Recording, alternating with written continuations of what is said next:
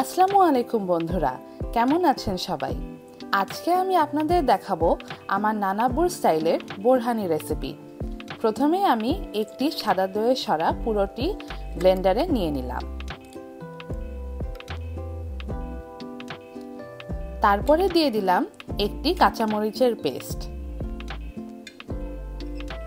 তারপরে দিব পুদিনা পাতা এবং ধনিয়ার পাতার পেস্ট সমান সমান মাপে।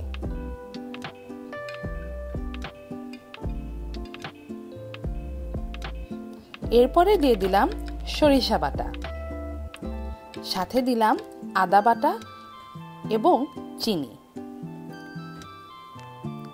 তারপরে সামান্য একটু লবণও দিয়ে দিলাম এবং বিট লবণও দিয়ে দিলাম।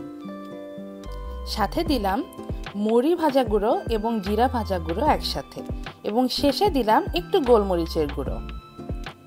সামান্য একটু পানি দিলাম যাতে ব্লেন্ড করতে সুবিধা হয়। এরপরে ভালো করে ব্লেন্ড করে নিব। আপনাদের আরও ঝাল পছন্দ হলে গোলমরিচের গুঁড়ো আরও দিতে পারেন। তৈরি হয়ে গেল আমার মজাদার বোরহানি। আপনারা অবশ্যই রেসিপিটি ট্রাই করে আমাকে জানাবেন যে আপনাদের কেমন লাগলো। ভালো থাকবেন। আল্লাহ হাফেজ।